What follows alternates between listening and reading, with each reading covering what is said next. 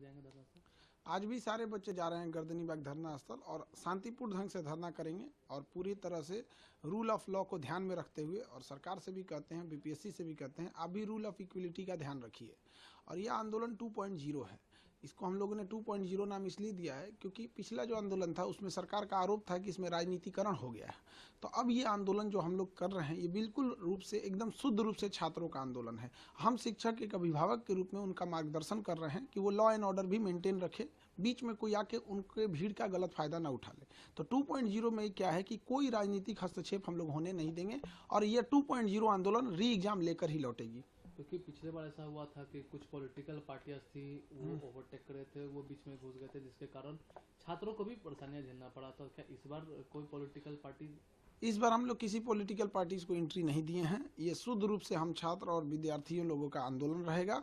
और सरकार से भी विनती करते हैं, माननीय मुख्यमंत्री नीतीश कुमार हो गए या फिर जो सेक्रेटरी सर हैं दीपक सर, इन दोनों लोग से विनम्र निवेदन करते हैं कि आप लोगों के सामने हम लोग हाथ जोड़ते हैं, बच्चों के भविष्य का सवाल है, री एग्जाम ले लीजिए। ये बहुत बड़े लेवल पे धांधली हुई है, इसकी जांच करा लीजिए और री एग्जाम करा लीजिए। अभी हम लोग के पास नए नए सबूत बहुत ज़्यादा मात्रा में लग रहे हैं। अभी खगड़िया और भागलपुर के सेंटर पे क्वेश्चन पे टिक लगाकर वो पास ओवर कर रहे थे। वो अब जब सीसीटीवी इंचार्ज जो था उसने इसका विरोध किया तो ज्वाइंट सेक्रेटरी कुंदन कुमार कहते हैं कि इतने बड़े एग्जाम में थोड़ा बहुत ही तो होता ही है।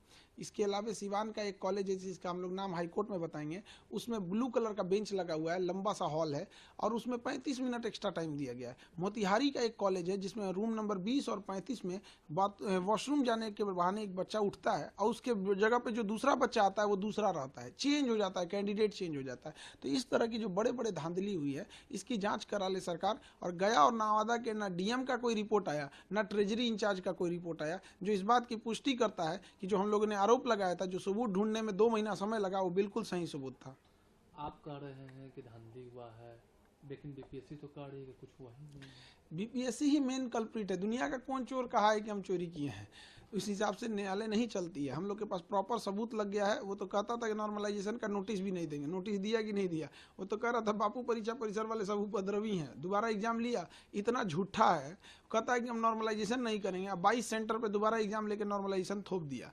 इसका कोई, इसकी मिली भगत है सब कुछ। आप 13 तारीख को परीक्षा लेते हैं उसमें 6% रिजल्ट होता है और 4 जनवरी को परीक्षा लेते हैं उसमें रिजल्ट हो जाता है 19%। हम लोग पे कितना केस मुकदमा किए, कितने एफआईआर किए, वकीलों का चक्कर लगा लगा के हम लोग परेशान है, कोर्ट का चक्कर लगा लगा के। और प्रशासन का यही रवैया रहा तो अब हम भी वकालत करने जा रहे हैं। अब अपना केस खुद लड़ेंगे। 5 गो 7 गो एफआईआर करके रख दिए हैं लोग। जिसको देखो एक उधर से नोटिस थमा देता है, एक इधर से नोटिस थमा देता है। राजनीतिक पार्टी वाले भी धमकी देने लगते हैं कि एफआईआर होगा। तो हम तो एक चीज देखे हैं, एफआईआर से हम लोग नॉर्मल साधारण व्यक्ति डर जाता है, लेकिन वकील लोग एफआईआर को बहुत अच्छे से हैंडल कर लेते हैं। तो अब हम भी जा रहे हैं वकालत करने, क्योंकि सरकार का अगर यही रवैया रहेगा, आयोग का यही रवैया रहेगा तो डेली डेली उठाना रहेगा केस मुकदमा, तो उससे अच्छा कोर्टे में बैठ के आदमी अपना केस खुद लड़ेगा। अब आप शिक्षक के साथ साथ वकील भी बनेंगे? अब वकील बनने जा रहे हैं हम। अब डिसाइड कर दिए हैं कि अब इस साल से हम वकालत करने स्टार्ट कर देंगे और उसके बाद धीरे धीरे, चूंकि वकालत बड़ा लंबा प्रक्रिया होती है, बहुत जटिल प्रक्रिया है, भारत में वकीलों की कोई कमी नहीं है, एक से एक विद्वान वकील है। तो अब धीरे धीरे सतत प्रक्रिया है, लेकिन हम लोग को कोई बाहरी केस नहीं लड़ना है। उसी चीज का स्पेसिफिकेशन करना है कि जो बच्चों के धरना प्रदर्शन और इस सब में उनका न्याय दिलाया जा सके, ताकि उनको इधर उधर भटकना ना पड़े और उनको एक विश्वास हो कि अगर हम प्रदर्शन कर रहे हैं, पुलिस हमारे पे एफआईआर करेगी, डिटेन करेगी, अरेस्ट करेगी, जेल करेगी। तो खान सर जो उनके साथ लड़ रहे थे, कोर्ट में भी लड़ेंगे, वकील के ड्रेस में लड़ेंगे, ये वादा है। क्या कोर्ट से कितना आपको उम्मीदें है, न्याय है? क्योंकि जिस तरीके से कोर्ट में केसेस चल रहे हैं, तो क्या लगता है कितनी उम्मीदें आपको लग रहा है? कोर्ट में अब पहले नहीं लग रहा था कि हम लोग को क्या होगा क्या नहीं, क्योंकि सबूत उतना प्रॉपर हम लोग के पास था नहीं। लेकिन अब हम लोग को एकदम कंफर्म हो गया है कि अब जीत हम ही लोग की होगी, क्योंकि इस पूरे प्रोटेस्ट के दौरान हम लोगों ने बहुत सारे सबूत जुटा लिए हैं। अब ये आंदोलन 2.2 है। अब इसमें आज का दूसरा दिन है। आज फिर हम लोग जाएंगे गर्दनी बाग और शांतिपूर्ण ढंग से धरना देंगे।